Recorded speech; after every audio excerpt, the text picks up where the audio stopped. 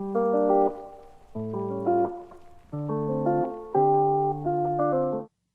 Nah, still like you feel like, at least me, I feel like I'm accomplishing more than if it's I'm just progress like, towards a destination. yeah, but if I'm fighting vampires and they have nothing to do with my dad, then why am I fighting Well, vampires? in Fallout, which you don't have a lot of hours in comparison to a lot of games, anything that is deviation from the main quest line is just making you stronger. So completing quests gives you experience, which gives you levels, which gives you skill points, or you find good loot. I So typically just don't enjoy that in video games, like the time wasters, the grinding, the farming, like those are like such annoying parts of a game to me. Like on occasion I get it if I have to like level up once, but I usually stick to like enjoying the lore and the plots of like well, video see, games. that's where you got it wrong because they're all lore and plot points of their own added to a game that has a main drive. So when you go and play Fallout or Oblivion and you're doing this, like, oh, like one of the things that you can do in Oblivion is the Thieves Guild or any of those guilds. They're not part of the main at all, but they have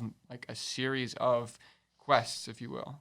Like in Oblivion, you played Skyrim a lot, didn't you, with your brother?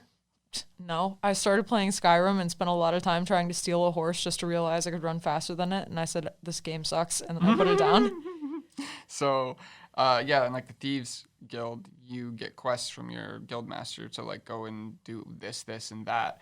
And I enjoyed that more than like the main. So they were like, oh, you had to go here and take or you know like steal this, and then there was always like a parameter that was like bonus points if you can do this. And But so does it pertain to the main? no, but there's a plot in these sometimes, or the Thieves Guild was more challenges, and I'll actually come back to the Thieves Guild, but for example in Fallout there is one where you go and let me think of a popular side quest in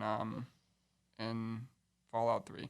Oh, okay, so there's one where you go to Megaton, which is the main city in Fallout. Spoiler alert, in case you ever want to play Fallout. There's a bomb in the center of the Megaton, and it's an old weapon, like the classic like World War II hanging missile, like on Tank Girl's arm and stuff, like one of those big fat ones. And it was like sitting in the middle of the town, and there's like a group of people that like praise it because it was like an inert bomb.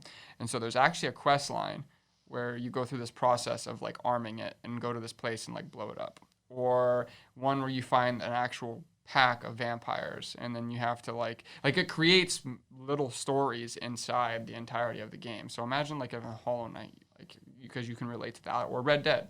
You played Red Dead. Red Dead has tons of side quests For sure, but with they their always own seem little to. stories. Yeah, but I don't know. I think they do. They pertain to. They make it so much more immersive with like who you are. Like in Red Dead, like They just do it better, you think? I think they just do it better. Is it Like just it's character support maybe or something like that. maybe it's like a selfish human being thing, but it's like it pertains to you. Whereas like Fallout, you go and like probably You help other people. well, you help other people, but you help other people in Red Dead too. But then you gain something from it. You get good karma. You get bad karma. You Yeah, get so that's the same thing as when you do these, you get karma, or they pay you, or you get a dude's gun because you killed them or something. You know, like there isn't actually like a motive to it. but there you have permanent effects from like. I haven't played any of the more recent like Fallout games or anything, but if you walk into a town in Red Dead and you start shooting, you can't go to that town anymore. Yeah. Like It's you're the same way in wanted. like Skyrim and Oblivion. They'll have a warrant for you until like they kill you, or I think you pay for it. Like you Okay. can't go in there either.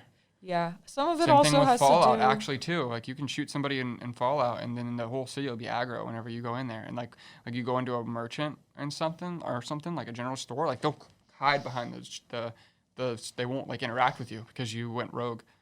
So I don't know. I find the story to just maybe more immersive in Red Dead Redemption. It might have to do with the fact that they make you feel tied to the main character more.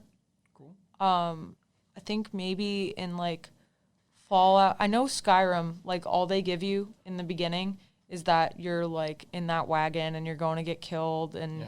you know And then you don't now even you know. don't even know like you- what your point is. Yeah, you don't even know what you did, and then a dragon comes, you know, like, and that's what they give you, and you know, you build your character and this, that, and the other, but you know, up until that point, that's all you're given. Yeah. And in Red Dead, when you start out, you're already on the run. You're being searched for. You have a bad relationship with this one guy, but you're very loyal to the gang leader. Yeah. And you have all these personalities and relationships developed between all these people already set. And you Fallout, you go looking for your father. cool. You know, like you have like Red Dead, like I don't know, like they immerse you so deeply with this character. But then I also fall in love with games like Hollow Knight, where at the beginning they give you literally nothing. They give you a sword, they tell you can hit things, and it's just quiet. And it's almost so much in the opposite direction that it's like, all right, I gotta know what the fuck is going on with this little bug walking around. Casual story, just but like not rammed down your throat. Like you have to search for it. You have to, yeah. It's not half-assed. It's like one or the other. You know, like it was very intensely, deeply. Yeah, see, I enjoy I mean, maybe you're just a little bit more, you like that emotion. Like, in Fallout, I liked all the little worlds. Like, there's a quest line, I forget what you do for them, but essentially you go to a region, and it's in a cave system, and the entire cave system is run by kids that are from the ages of 8 to 12. And only little kids. And they have their entire own, and so they have like a guard, and like the guy at the front is like a douchebag, and like he's super stern. And so what happens like when they get too old, like they start in like the puberty age to go to like 15 and 16, is they actually like kick them out, and because it can only be kids. And like it's such a cool little like own story or movie in itself. And they're fine, like they're living, they have scavengers, they have guards, but it was like, oh, that's so cool. It's like it has nothing to do with you finding your dad, but No, I understand. Like I'm not saying that they're not good video games in the aspect of like things like that. Like they do put a lot of like effort into side stories and different things you can do in video games. Because there have been video games that I played that they just, you know, you have a lot of side quests and random things you can do and whatever. But think like the video games that really hit home for me are the ones that I can get fully immersed in and like feel very tied to and have that emotional either connection to the main character or want to like understand the main character. Okay. So I get that out of Hollow Knight and Red Dead and well, there's certain games for you that just hit that nerve. I don't know what does it, but it's emotional connection for sure. So the path back on the Thieves Guild wasn't actually like more plotline. So all of them were actually more challenge oriented. They were a little different. So in it, two of them that come to my mind, they would give you a task and you had to go somewhere, and I think you kill people. Oh, maybe that wasn't the Thieves Guild. Maybe it was a different one. So all the Oblivion buffs are gonna like make fun of me on this, but I remember it was either the Thieves Guild or it was a similar one. I remember breaking into a house and you had to steal something and I think and kill a guy. And there was like bonus points if you can make it look like an accident. And so it was like, but like how? You have to like sneak around this house and try to figure it out. And you have to lockpick into this room and like undo these strings, and it drops like a trophy mount off onto his head and like kills him. And the one that I don't remember if I ever finished it, but the one that sticks to my mind was they put you in basically like a 3 or 4 story building, and it was like a party. And so you were like it was basically like Among Us before Among Us. So you had to kill everybody in the building, but to get the perfect like payout, like to get like whatever so there was like, oh, just kill everybody. And then there was like kill everybody without them seeing you do it. And it was like they would double, I don't remember what, you get like a special item or something. So there was a task of watching their pathing, communicating with them. Oh, this person goes down in the basement. This person seems to follow that person. And then so you had to kill them without like everybody seeing. And I remember it took me like a while to do it. And I was like, that was a challenge because you're used to just like going through dungeons and killing stuff, talking to people, saving little Timmy who fell down the well. And then this was just like, this means nothing. But if you can do it, we'll give you a cool weapon and a bunch of gold. And I really enjoyed that experience. Yeah. And it added to, it's kind of like, it's literally just very simplified back to the Zelda doing the shrines. Like they don't really mean anything towards the main quest, but by doing 4 of them, you become stronger on your journey. So that's all it is in all games, really. It's the stuff that deviates from the main quest, just rewards you and your efforts. A lot of those games, like Oblivion and Red Dead, you could literally just do the main quest and you would be fine. But you're losing a lot of the experience, and you're also like, missing out on goodies and stuff. Right. Yeah, that makes sense. That's why first playthroughs are the best. You get that full immersive experience, you know? Yeah. Just experiencing everything for the first time. The human brain likes new, so. And challenges. Challenges, yes, to an extent. You have to find the correct balance between flow and fiero, so. Mm-hmm. Yep. You lost your urge to play Dark Souls. I did lose my urge to play Dark Souls. I haven't like encouraged you or like made that like decision like, hey, let's play some Dark Souls. It was more like whenever you were ready to play it, and you were doing really good for a while there. And then I don't know if there's like a distraction or something, but there's definitely. I appreciate Dark Souls for the challenges that it offers, but it is definitely too much in the aspect of it takes me a lot of time to do things, and time is something that I don't have a lot of. And takes you a long time to reorganize your entire campsite.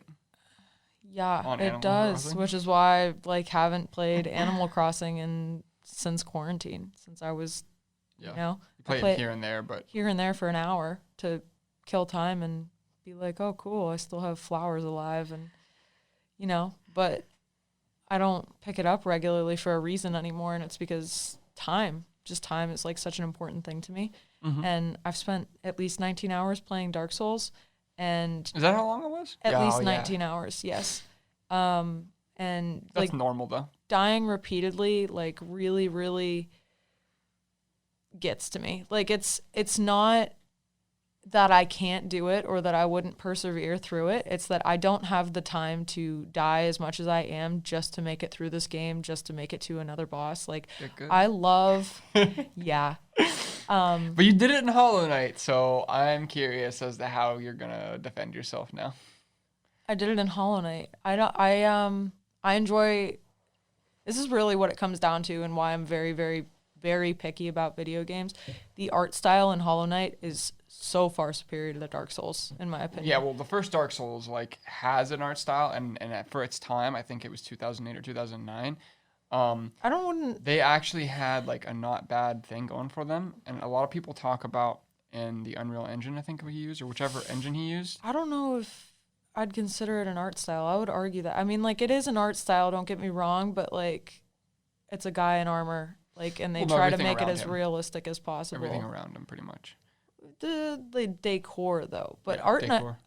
Art style, like Hollow Knight is an animated, fully like made up thing. Everything about it is new, you know. Sure. Whereas like Dark Soul, you see a picture broken on the Moonlight wall. Butterfly isn't art.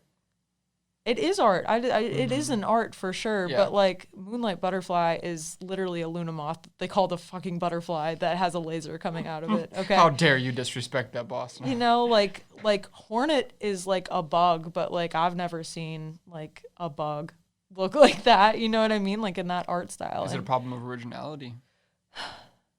You fought Quelaag. Repeat what you said. You fought Quelaag, the spider lady. Yeah, there is a lot of originality in Dark Souls for sure. I think it can be. Oh, well, the whole reason that we even brought this up is I know there's some bosses in there that took you 2 tries to beat in Hollow Knight, just like it takes you 12 to 24 to beat some in Dark Souls. And you'll argue that that's a time thing for you. So that's why I'm picking that topic apart. Yeah, because it's not the bosses that deter me in Dark Souls. It's the running around exploring aspect that I absolutely love about video games. And I can't even do that in Dark Souls without dying, and it is incredibly frustrating. Whereas I can run around Hollow Knight and explore every corner of that world and not die. Yeah, the NPCs in Dark Souls are definitely like pretty deadly. Whereas like in Hollow Knight, like you can generally take on everything, and you have to like I don't have to worry about a lot of mistakes. Like, whereas Dark Souls, you're like 5 seconds away from back to the bonfire. Yeah, and I don't like that because I am a super explorative person, and it took all the fun out of it that I was like, oh man, there's a shiny thing over there, and then I get overwhelmed by 3 things at once or 5 things at once, and I can't even make it to it until I fight all these things, and then I'm like, okay, well, I fought them all, and then there's another surprise thing that's killed me, and then I have to start all over, fight the surprise thing, and then I finally make it to figure out that it was a pointless ass item, and I'm like, this isn't worth it, and it's like so... It like grinds you to a pulp in a sense that it takes away my fun of exploring, and that takes away the fun of the game for me. Like fighting the bosses is a lot of fun. I love the best part of the game. I love the challenge of fighting the bosses in Dark Souls, but the exploring aspect is like a very important thing to me in video games. It's why I love open world games. It's why I love Red Dead. It's Hollow why Knight definitely tunes it down a little bit. And so one thing that I've started doing recently in Dark Souls, which depending on who you talk to, like all the maximalist Dark Souls players, they don't do it. But I've been running around with shields with 100% physical block. You can get them in every game. Like even you have access to them. And so when you come upon an area, you just hold your shield up, and it goes chink and stuns them, and then you just kill them. And you do that to one after another, so you don't have to worry about like depleting all your Estus and nearly dying the whole time. I mean, I parried things at the beginning. You were really good at parrying. I'm really good at parrying, but it wasn't like an actual fun way to play the game though, because it was like, cool, I know how to parry things once you figure out their attack, and then it was like, all right, cool, parry. One okay, shot. cool, parry, and then you're like, okay, cool, the thing. Mm-hmm. So there's like a weird blurred line between it's too boring and it's too hard, and the game fights that like so. It's just so on the cusp so often that it's bothersome to me. It makes the game less enjoyable, in my opinion. And I understand. I think Dark Souls is definitely a very good game. I really enjoy the challenges of fighting the bosses, and I really enjoy the role concept of being, invincible during those times. And the lore of it seems really great. The idea of going hollow and, sitting at bonfires, and that refuels your Estus, which is actually just fire. And like, I love like looking into like the lore of that is like incredible. Yeah, but if you dive into the independent lore of every character, it's actually pretty rich. But it's just, it beat me to a pulp as far as just general exploration. That's like one of the main things that drives me to play video games. It's supposed to be this immersive new world. Too much friction doing it the whole time. Yeah, you get to leave reality and go into this fake world for a little bit. And sometimes, that's great to, get your ass beat so that it's a challenge, but not all the time. Like every time I want to explore a new area, they're like, guess what, buddy? You're fucked. Guess what, buddy? So,